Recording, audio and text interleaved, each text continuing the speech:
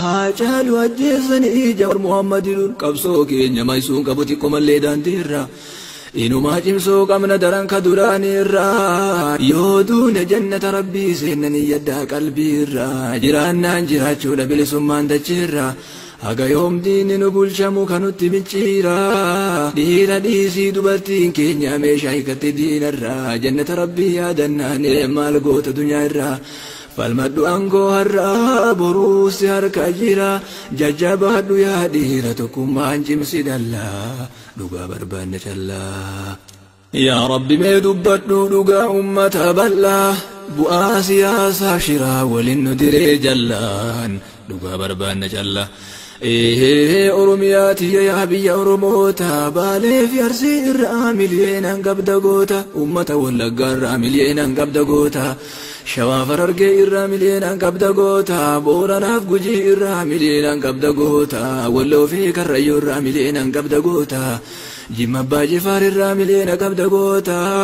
Iluu Abbaa Boor irraa miliyeena qabda goota ummata Sidaamaa irraa miliyeena qabda goota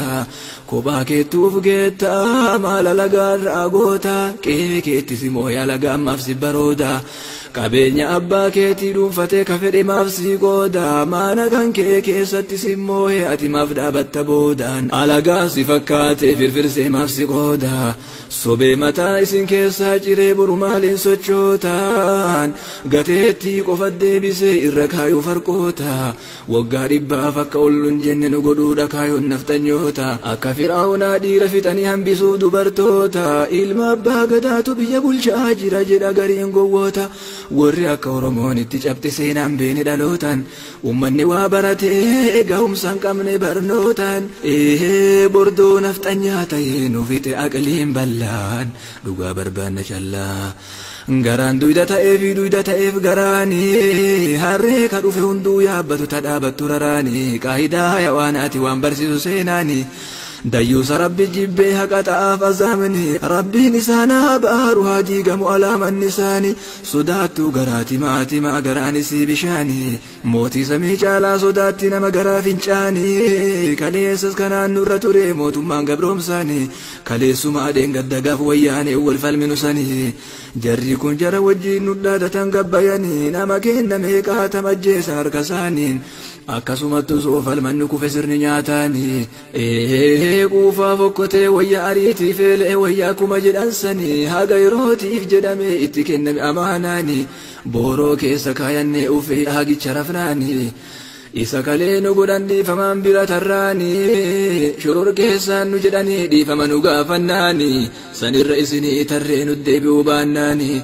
jenneen isin horii abbiitti homaa gaafiin qabdanii hojiin keessan ka amma achiitu isin ibsa eenyuun akka taatanii amma gaafii ummata Oromoo deebisaa taayitaa irra baatanii osomaa jennu harriimteen nafa xooranii nu gaddachaasanii kama saggaartu agarree yaabbatee naftanyaanii warri Minilikaa caaluu Finfinneetti ajjeesanii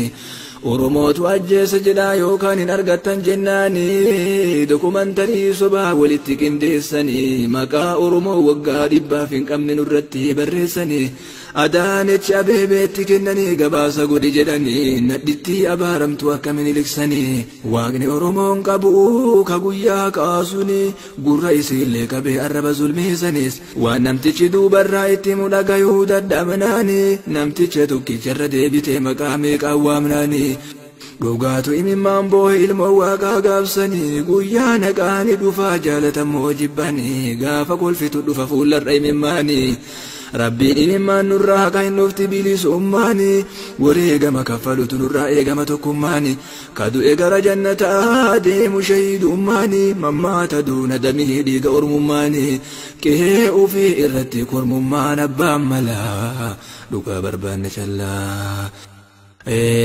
يا ربي ما دبت لقى أمة أبلا بؤاسي آسا شرا ولندري جلان لقى بربان جلا يا ربي ما دبت